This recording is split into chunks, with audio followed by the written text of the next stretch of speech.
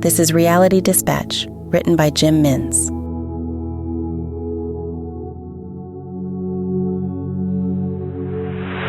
The trunk was buried adjacent to the cellar door in the backyard. Fred wondered why his father hadn't kept it with his other belongings in the underground hatch.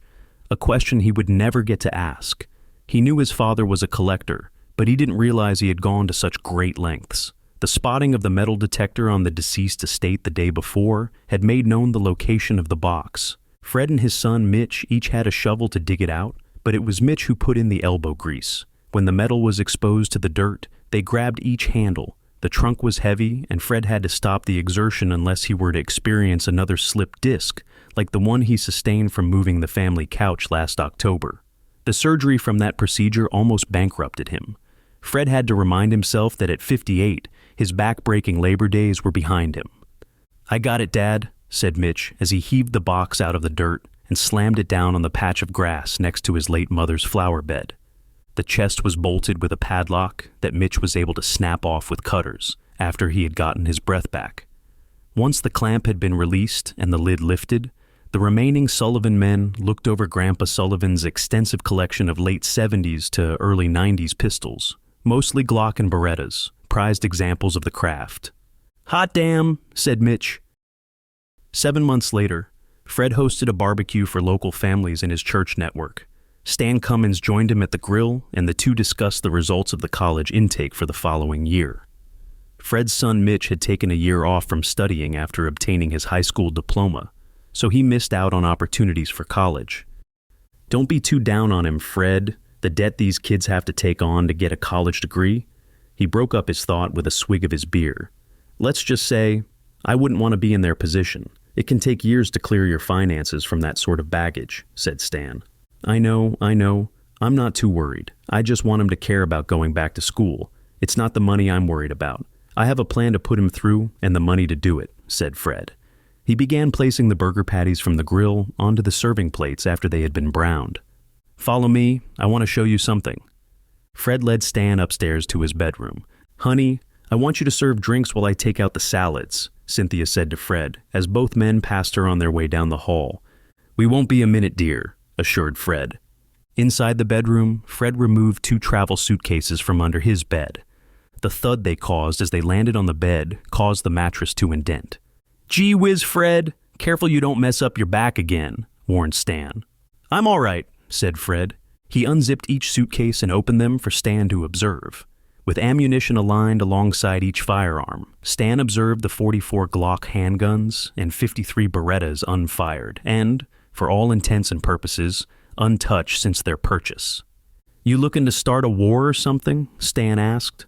"I'm looking to pay for Mitch's college. That's what I'm looking at doing," Fred replied. "What am I looking at here, Fred?" Stan asked. "You're looking at my late father's collection, the late 70s to early 90s handguns in pristine condition," Fred explained. "They have ever been fired?" Stan asked. "I don't know."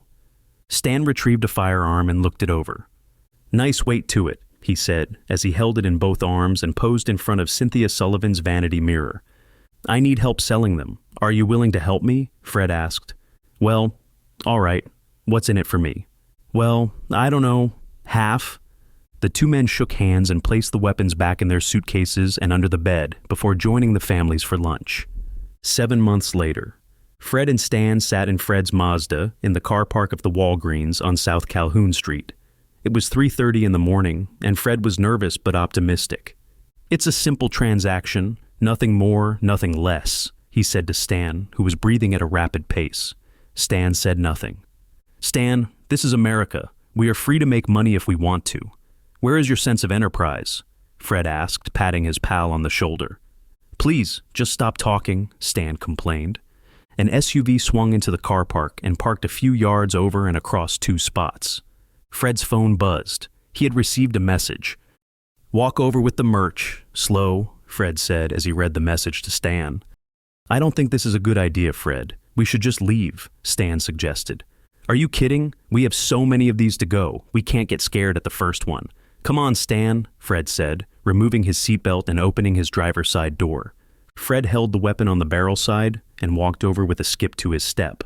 He convinced himself that if he had nothing to fear, there would be nothing to fear. Control of the situation depends on his demeanor, and if he could tailor that to reflect any other exchange, he would be safe, and he could do it again and again. He was about 3 steps from arriving at the driver's side of the SUV. Whatever he said to convince himself that his actions had a sense of legitimacy had vacated as 3 men emerged from the car. All were wearing hoodies. All were armed. Fred stood still, frozen in time, regretful of his actions. He was nanoseconds away from a life-altering change.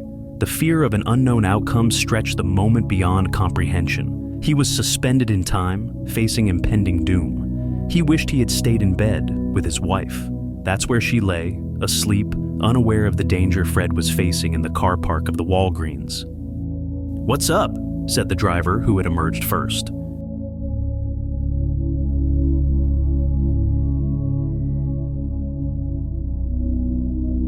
For more stories of fact-based fiction, head to jimmins.substack.com.